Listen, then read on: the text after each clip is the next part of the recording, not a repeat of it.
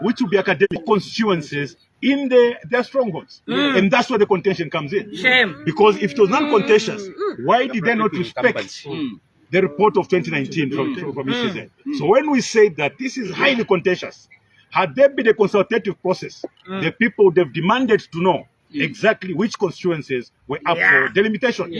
So it would be folly for anyone, including our own MPs, to accept or agree on this process and later discover that they've been ignored. So we, as opposition members of parliament, we want to make it categorically clear. We will not be part of that flawed process. That is a non-constitutional constitutional amendment process. That's exactly what has happened. If it was constitutional, it was going to be people-driven. This is a process that is started by the UPND, doctored by the UPND, and concluded by the UPND. If anybody listened, there's nothing. I mean, the Minister of Justice, they are even controlling the parliamentary process. They have set the timetable for Madam Speaker. And Madam Speaker was there listening. You know, they are presenting a timetable for Parliament. A select committee for Parliament. How did she know? Yeah, so Comrade Sanga, I stand here as a very sad constitutional lawyer who, you know, has witnessed what is called the coup d'etat, a constitutional coup d'etat. Yeah. So, Comrade Sang, I think you may wish to just thank you. Thank you, the opposition. And actually, just like you, I'm a very worried politician. I'm a very worried lawyer, and I'm a very worried scholar of constitutionalism in the country. We are witnessing today the darkest day in constitution making in the country. That you have a group of people calling themselves a political party, wanting to bankroll a program of rewriting our constitution. The earlier stories you heard were that people were consulted. Contrary to what they were saying, it is now that the minister was saying people are going to be consulted to garner consensus. By the time they were supposed to have come to the House, they should have had a people's participation into the program. So that when they're announcing the program which was being announced today, they would have said the input that came from the people is this and the other. The minister was kind enough to actually mention some groups that were consulted, but it's on record. The press has already reported that those who are consulted have already said they don't want this process to be undertaken. So who are they doing it for? Because if you talk about the church has said no. If you talk about this political party here, we've said no. If you talk about CSOs which are credible, they've all said no. Even some individuals have gone to the press to go and mention that the way the UPND is going about amending this constitution, you know, is incorrect. We should not do it. Others have even pleaded, can we just go to the election using the current constitution, which even ushered in the UPND into power? Why can't we hold the election with this current constitution and consider maybe amendments, you know, after the election? But what was even much more gregarious today was how the speaker handled the issue of the debate. Because after that, we were supposed to have asked questions to the ministerial statement. You see, when the first question was asked by Honorable Chisopa, the speaker was offended, was upset, and she decided to drop the agenda from the order paper. When we walked out, she decided to bring the agenda back on the order paper, and our colleagues were continuing to ask questions. That was highly unprocedural. So whatever has taken place after we've left the House, it's unprocedural, it's unconstitutional. It does not comply with the order paper. But this is the kind of parliament that we are dealing with. You know, like Honorable Mundubile has said, there's a procedure that you have to follow if you have to introduce the amendments to the Constitution. But what has happened today, what we experienced there today, was a clear roadmap to actually execute a coup d'etat on the Zambian people. They execute a coup d'etat on the Constitution, because the Constitution is what guides what should happen in the nation. You can't have the government come to Parliament with a ready-made mindset on how they're going to do a constitution. That's why there's confusion between what the minister is saying and what the president was saying and what Mr. Amasaka was saying. Insofar as the president is concerned, they have a draft constitution. The president waved the draft constitution to the public. Mr. Amasaka also is on record saying we have a draft constitution. The procedure that is being intimated by the minister in the House, it suggests there's no constitution. So what are we going to take as politicians, as MPs of the opposition? Do we have a draft today which will be highly unprocedural, or don't we have a draft which is probably procedural? But we have to ensure that every step that is provided for in the law is complied with when you have to make the constitution. So, like Honorable Mundubile said, and everybody here is saying, we are not going to be party to a process that abrogates not only the current constitution, but also abrogates our standing orders, and also usurps the powers of the Speaker and vests them in the Minister of Justice. Because the minister can't come here and give us a roadmap, which includes how many days we're going to debate the Constitution. They've actually prescribed, I think, 3 days or 3 weeks or 2 weeks to debate the constitution. We are representatives of the people. Each one of us are going to the constituency when we close parliament. We don't even know how long it is going to take for us to consult our people. Like I said before, I have to go and translate what is provided in this draft into Bemba, so I can go and speak to my people in the constituency to find out if they support this change which are being proposed. But to give us,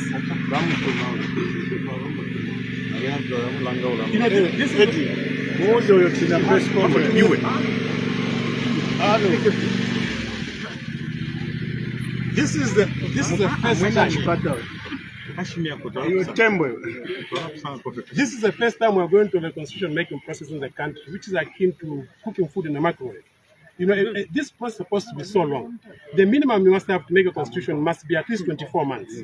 And we have already said the period is too short, but with what they came with to Parliament today, it is very clear that the UPND is ready to pass this constitutional amendment, whether or not Zambians like it. So my call is not only to us ourselves, it's also to the Zambian people. Please take a keen interest in what is going on in your country. This is the first time you're having a government that wants to give you a deal instead of negotiating a deal with you. They are telling you, here is the constitution, take it or leave it. It is up to you. If you're going to take this with a lackluster attitude, believe it or not, this constitution will be amended and very few people have participated in it. But to reinforce our position, we are not going to participate in it. We are going to raise an agenda for Zambians to understand what is going on and to make a position that this is not how you go about making a Republican constitutional amendment. Thank you very much. Maybe I can just add a bit. Thank you so much, Leader of Opposition and our legal president. Congratulations. Thank you. For hammering them again. Thank you, Vice. So, what is sinister or what is hurting is where women are put in the forefront to say because there's a cry for women. If the UPND loved women, the president had the power to nominate 8 members of parliament. How many women did he nominate? The first thing he did when he entered into State House was to squash the Ministry of Gender.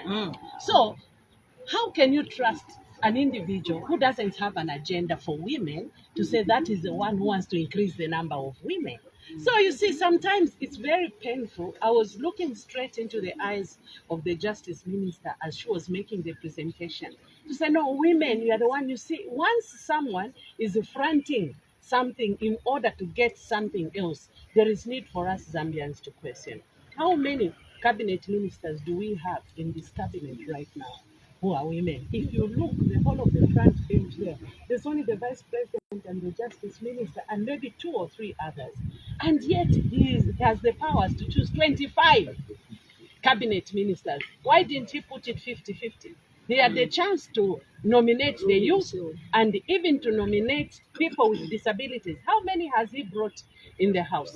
So the question of putting women in the forefront to say, no, we are fighting for women. This is how women get used, unfortunately. To say we are fighting the noble or core, it is for women, and yet this is not about women. The idea is we needed to know, are they going to demarcate all the 156 constituencies for us to have 312 constituencies so that we can safely say, oh, okay, this is what is going to be befitting for us as a nation? The painful thing today, honorable colleagues, is that Zambians are going home hungry. Yeah. Why should a government which has people at heart start thinking of expanding the number of constituencies? Because that will come with a cost. That will come with a lot of other issues. It's not easy to keep even 1 member of parliament. So what more if it's expanded? Even those to nominate, they'll be expanded. And then a Zambian today is going home without eating. There are priorities which we need to set as a nation. You have to look at basic things. Already water in our country is contaminated. We needed to look at water, we needed to look at food, and we needed to look at the basic shelter for individuals instead of expanding the number of constituencies. So for me, I see this roadmap as a way to try and manage or get themselves a second term, because they have already seen that the popularity out there is dwindling. That is my comment. Senior MP, with your permission, come, madam. Come. Yes, please. I want to confirm here and announce that today in my capacity as the Legal Secretary General of the party, I've written to the Speaker relieving Anton Mumba as Chief Whip, and the opposition Chief Whip is Madam Brenda Nyerenda. In this, have you got your office keys? I'm going to get the keys. Get them very Thank you so much. I need a copy of that later. I need to go demand. Or to be given to you. The second announcement, Yes. senior MPs, to announce that today I've written to the Speaker that Chavinga, I don't even call him honorable, I call him Mr. Robert Chavinga, is no longer the leader of opposition. The new leader of opposition is Honorable Mulenga Kampamba.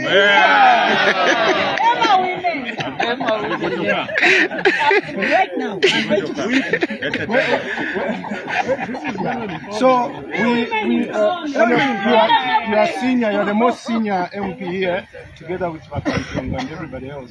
We have written the letter to the Speaker this morning and stamped receipt.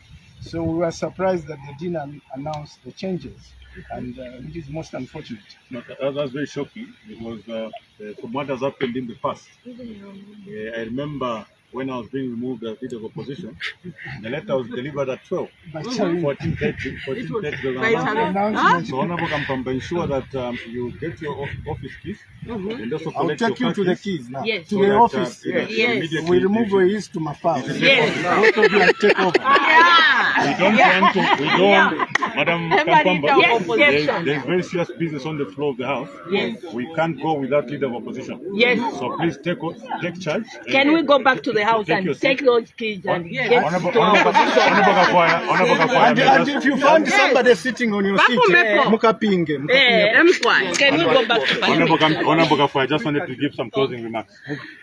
Emkwai na chitirafe kwena kandirile ko bulanda mwebe na Zambia maka fwe nchushi echo ndela ndirefo chakwe bati ubuteko bwenu bwa UPND ilelo waleta ama amendment proposals umuli ga MP umuli ba minister umuli ba council chairperson ba secretary to cabinet mwabana ba attorney general tamuli nangu chimwe cha balanda nangu fye chimo nomba dili abalanda balechulisha dili abalanda tabalelya dili abalanda baleya mukulala n'ensala elo obuteko ubwakwata amano nangu buyumfu okukwata amano bulela ndati tulechinja olupapulo nga tuwachinja tulefu atufushe entungulushi shishasha amafumo tulefu atufushe olupia uluwakwingira mu mafumo ya ntungulushi ilio fwe bantu balanda tulechula ubu buteko kwena bunkalwe ubu buteko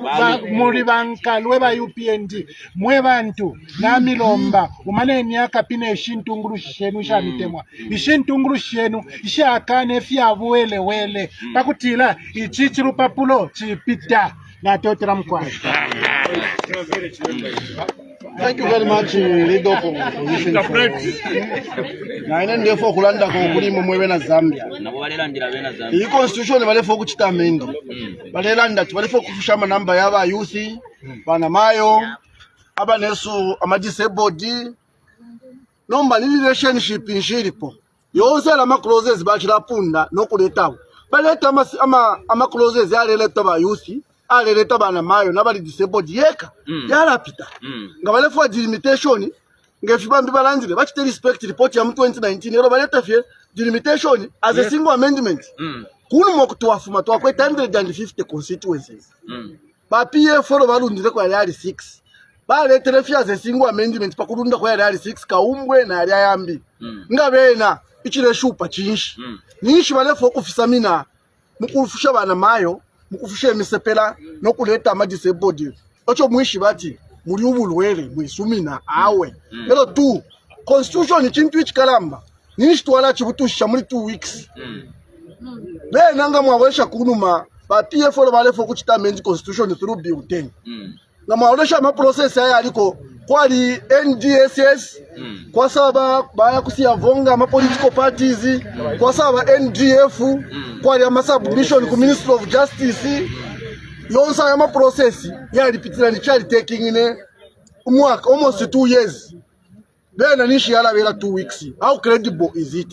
What is the rush? A question not to feel okubepusha ocho bare rushinga chisho ocho bare focus muri constitution So mwisumi na mwebe na Zambia pali ubulema pa pali ocho balefisa nishi baletera kulasira tuli akuma election chinshi chikabire ichile basunka chinshi icha shupa chinshi icha ba emergency because apata pali chili emergency mwebe na Zambia tumfweni ifoni fo watu miminina twamye bati pali ubulema apa komailano tulekisala suspect balabambya balera ngati awe limbi balefo kuchinja term to 7 years balefo kufunya 50% plus 1 balefo kufunya running mate twala sumina ayama accusation pan to speed balendelapo supersonic speed yakapela makofi ile sakamanika so mwe chalo mwe la Zambia mwe misepela kane ni constitution ta muri ubusuma nangu bumo babwesha ubunga Ocho chichile fuaika kumona cost of living twikele shani ubunga basangire pa 130 buise pali 50 kwacha ngefo bale chita promise fuel basangire pali 17 kwacha isa pali 12 kwacha ngefo bale chita promise ino mbali pali 35 kwacha exchange rate when they are taking over it was 15.8 let it come to 10 kwacha nishitwa mwana tibale bomba no manga bai tuwala exchange rate pa 28 kwacha ngabasa ileta pa 27.99 at your dollar na iwela ekubweloko let them address the cost of living amafuta eyalenga fyonse fikwele commodity prices ya kwele inonshita amenshi na Africa ni March April ya Africa amenshi ayafuma ku Congo na ku Northwestern ku Kariba what is happening even the little effect oyo bale start record water rising direct start translate into reduced load shedding hours. What kind of a government? We've gone through with the PF. We used to see na tuafika ino match tufikire ama light ya mboko banumu. Now if you go on the ground, load shedding is getting worse. How do we trust them? Umumu ina mukati na tukwata amendment ya geological bill. Tuachita agree speaker the apita report mu parliament. Ilela ndapali threshold ya ma contractors baisa na boma yutani bachinja if pitira na bena ba supporter emo bali mukati twarumba bonse pamo pakuleta document bafunyamo. How do we trust them on this bigger document? How do we trust them?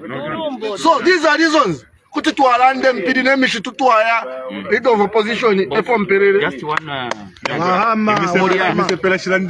muri abalela ndokwe bati balefo okuleta ba youth ne misepela inani nebo youth ichakubalira pofe ba youth kuno ku parliament ba Edi Kalungu bali tulangiro kwe bati ili olipate president kuti watch ta adopt misepela na bana mayo bali tuchita adopt ne bali chita adopt basumba bali bachita adopt jini bali muchita adopt abengi ba youth elo ba youth abayishire kuno ku parliament abengi nabapoka ma positions bali mu makoti naye amibale fo kutashani ukubapoka nomba icho nakirala fo okulanda po sana chakutira ba minister bakiranda kuti bale fo kuchita amend article 47 pakuti bachinje icho beto okutira first past the post to proportional representation.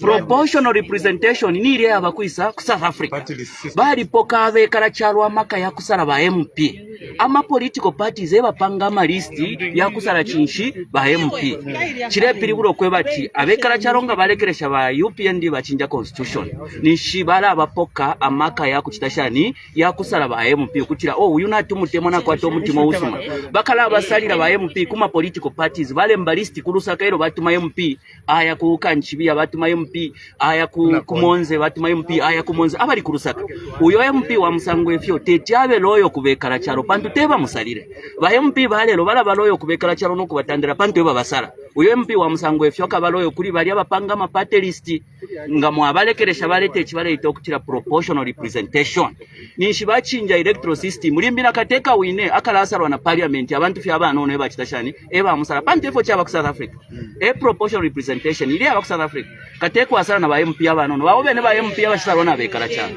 kuri abasala fye list ya ma political party basala edo nomba bayayikala panshi batampa okupanga bushenani ala nibani balaba ba MP kashi mwebekala chalo i constitution icho mwamwene shintunguru shimwasala shakani nokulanshanya na ulia minister uletere filia na shimono okutira constitution yi tayabe bwinonga chiri chakutira yapita ba UPND naba mona popularity tabakwete so baleruishe fintu fimo mu constitution bafibikemo ifyalalengo okuti bakapite ama elections ya 2026 ba UPND nga bapita 2026 ero ule kutola ku UPND na kumfwa kwine kutia kutwala nga bapita 2026 ala mwebe na Zambia ni shimaila pwiro muliro pa makasa mwika tiraka tuwa miebe leo akatumia skasata mkuingira kwa